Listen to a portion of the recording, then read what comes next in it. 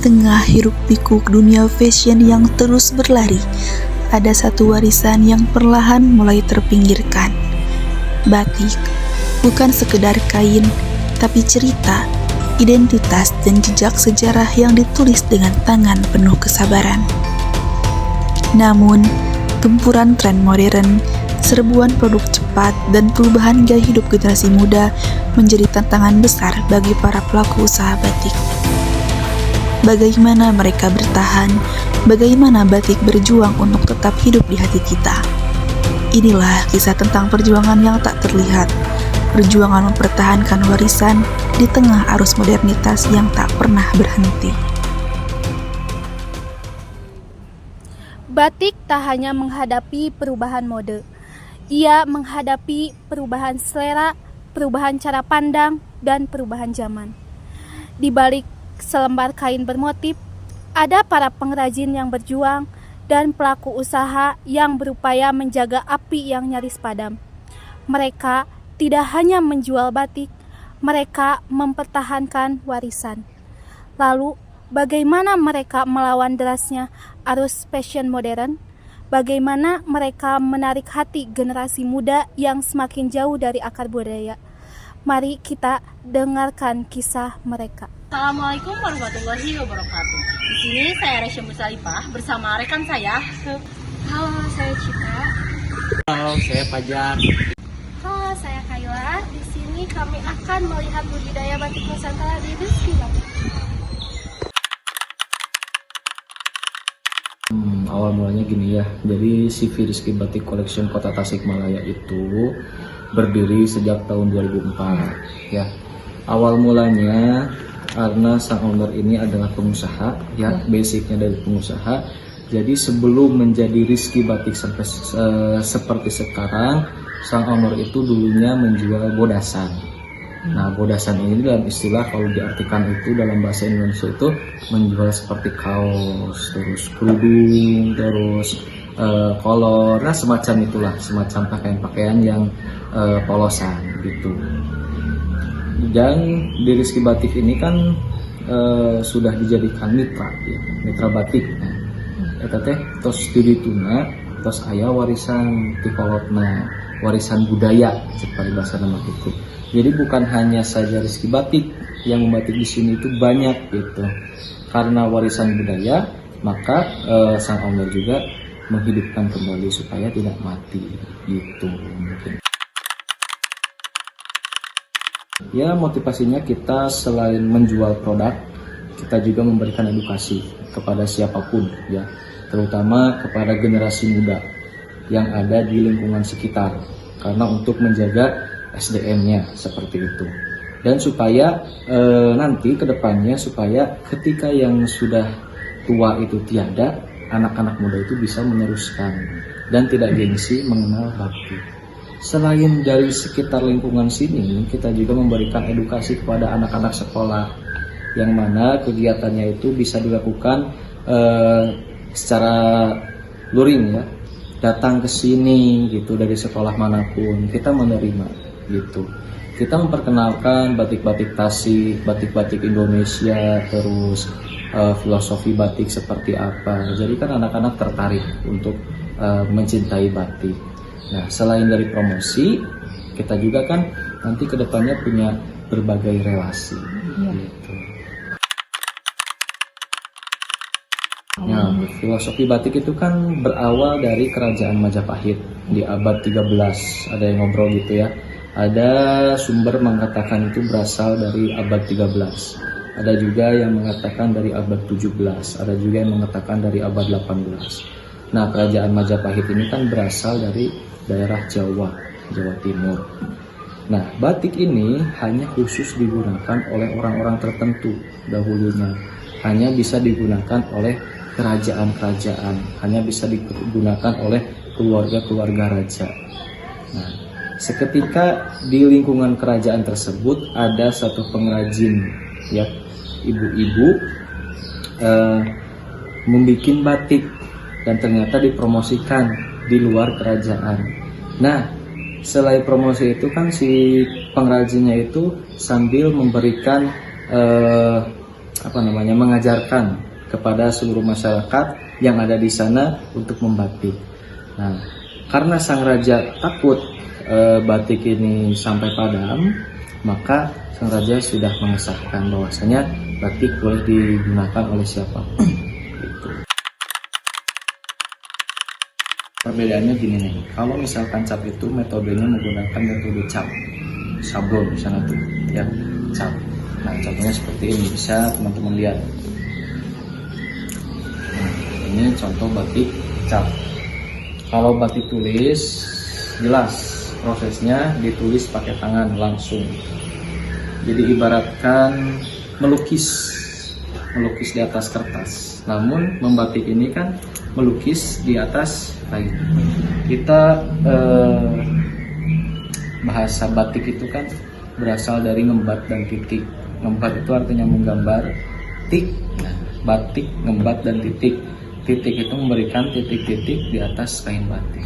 Gitu. Jadi menggambar polanya, menggambar motifnya. Selain digambar motifnya, kita juga memberikan beberapa titik-titik untuk variasi. Gitu. Kalau dari batik printing itu lebih ke batik modernisasi, yaitu prosesnya menggunakan proses printing atau disablon. Teman-teman udah pernah lihat cara penyablonan kaos? Nah, seperti itu, tidak beda jauh. Alatnya, klisenya, warnanya. Cuma yang membedakan apa? Dari ukuran meja. Kalau printing itu ukuran mejanya sesuai produksi. Ada yang 15 meter, ada yang 20 meter, tergantung pabriknya. Gitu.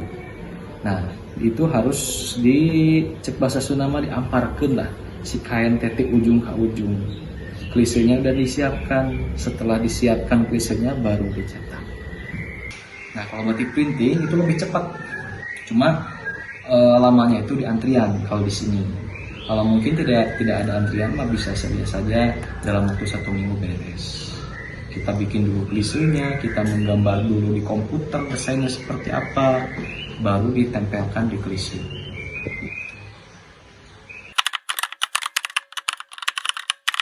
Di 2009 ada di UNESCO bahwasanya batik ini sebagai warisan tak benda yang sudah diakui oleh dunia.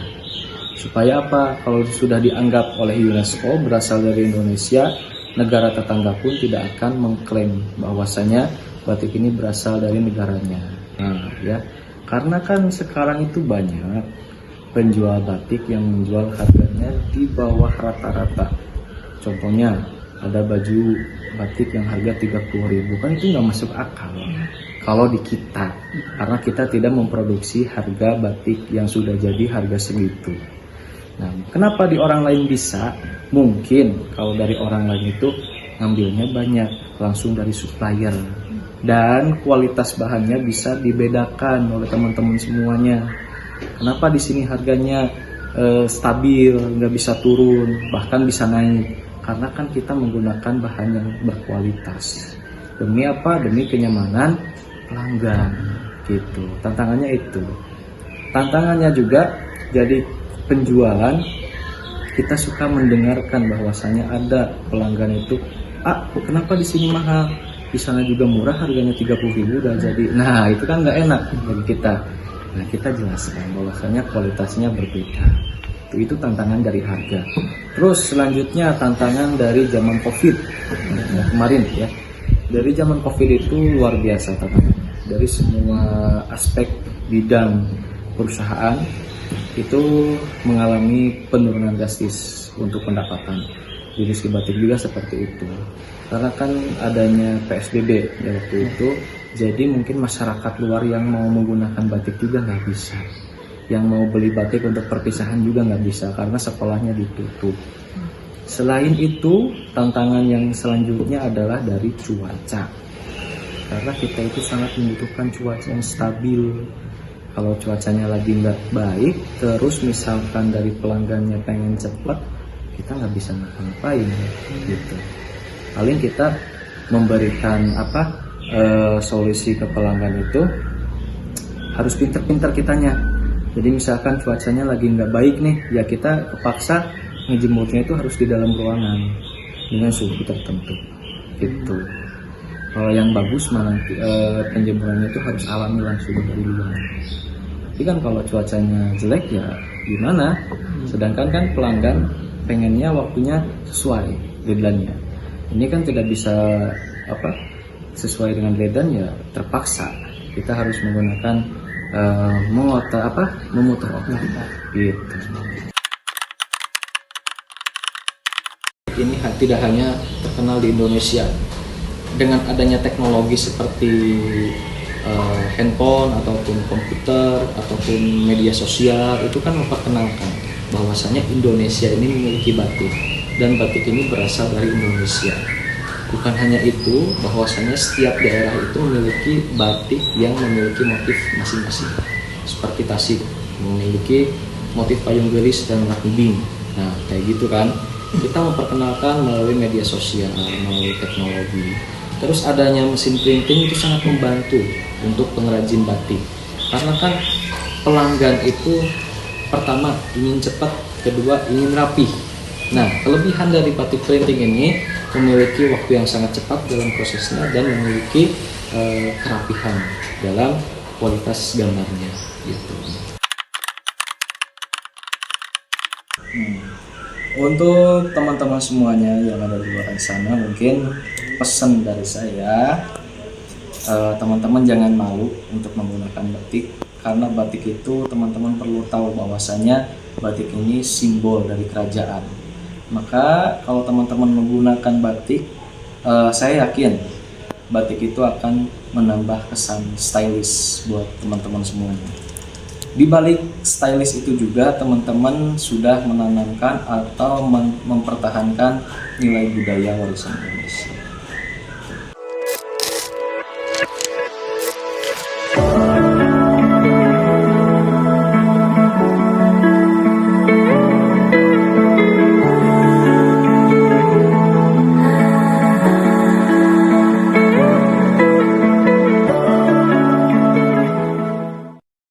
Bukan perkara mudah untuk menjaga batik tetap hidup di era modern seperti ini. Fashion modern datang silih bergantian, menawarkan harga murah, sementara batik memerlukan waktu, kesabaran, dan ketekunan.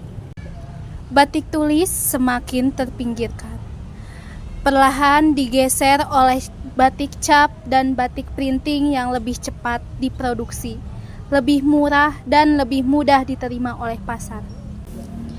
Para pelaku usaha batik menghadapi dilema bertahan dengan keaslian atau beradaptasi dengan tren. Tak hanya itu, minat generasi muda kian menurun. Bagi sebagian mereka, batik dianggap kuno, formal, dan hanya dikenakan di acara tertentu. Disinilah perjuangan dimulai, meyakinkan pasar menyentuh hati generasi baru dan membuktikan bahwa batik bukan sekedar tradisi, tapi gaya yang bisa hidup di zaman apapun. Batik bukan hanya milik masa lalu, batik adalah milik kita, milik hari ini, milik masa depan. Menjadi generasi muda bukan alasan untuk melupakan, tapi kesempatan untuk menghidupkannya kembali. Dengan cara kita, dengan gaya kita, kita bisa membuat batik tetap bernyawa. Mungkin kita tak bisa membatik dengan tangan, tapi kita bisa mengenakannya dengan bangga. Mungkin kita tak bisa menjaga toko batik, tapi kita bisa menyebarkannya lewat layar kecil di genggaman kita. Karena satu pilihan sederhana, mengenakan batik bisa. Batik tetap hidup jika kita yang muda mau memakainya dan membanggakannya dan memperjuangkannya. Batik tetap hidup jika kita yang muda mau memakainya, membanggakannya, dan memperjuangkannya. Bukan besok, tapi hari ini, sekarang.